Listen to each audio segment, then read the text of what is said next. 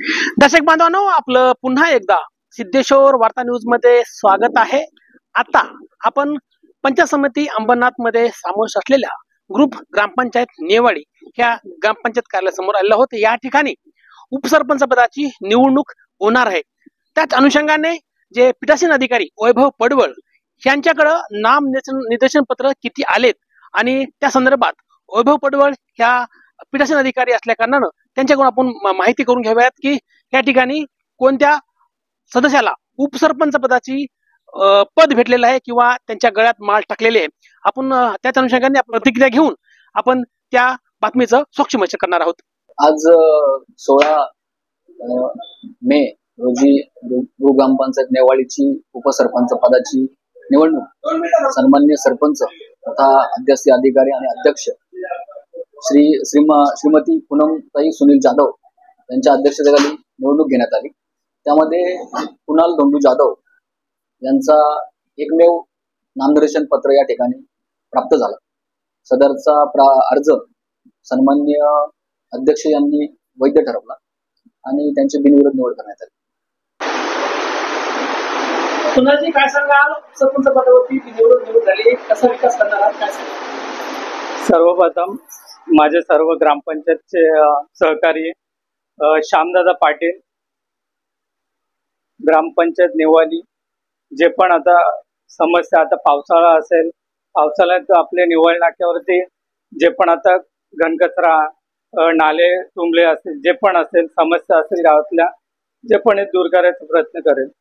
पुढचे सरपंच उपसरपंच ज्यांनी जे काम केलं त्यांच्याच प्रमाणे मी काम करायचा प्रयत्न करेल।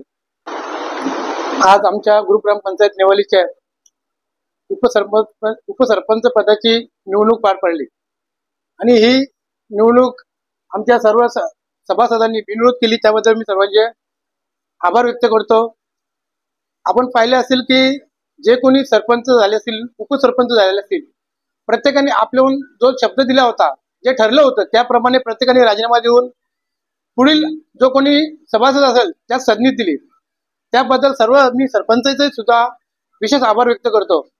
आपण पाहिलं असेल की आता पुढील काही दिवसामध्ये पाऊस येणार आहे आणि नेवाली नाका म्हणजे सध्या आपण पाहतो की दिवसेंदिवस खूप झपाट्याने लोकवस्ती वाढते। त्यामुळे घनकचऱ्याचे प्रश्न असतील किंवा रस्त्याचे असतील, MSCBचे लाईटचे असतील, हा एक आव्हानात्मक कार्य आहे। तरी पण आमचे जे काही सरपंच झाले असतील त्यांनी त्या पदास योग्य न्याय देऊन जे काही समस्या असतील ते सोडवण्याचा प्रयत्न केला आणि पुढील काही दिवसात आमच्या सरपंच पदाची सुद्धा निवडणूक होणार आहे आणि ती सुद्धा एकमताने होईल अशी मी सर्वांना ग्वाही देतो। तसेच जे काही आता सरपंच आणि उपसरपंच असतील हे दोन्ही एक मताने काम करतील आणि जे काही लोकांच्या समस्या असतील तेही सोडवण्याचा प्रयत्न करतील। धन्यवाद।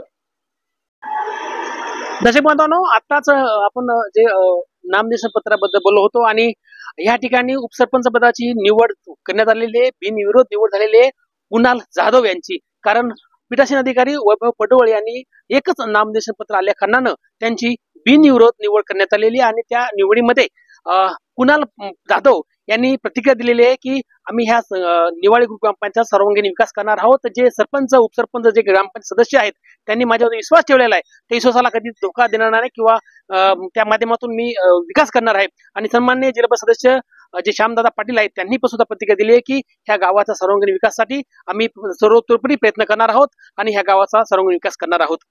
कॅमेरामॅन श्रीनाथ सोबत मी बालासाहेब कांबळे, सिद्धेश्वर वार्ता न्यूज, नेवाळी, अंबरनाथ।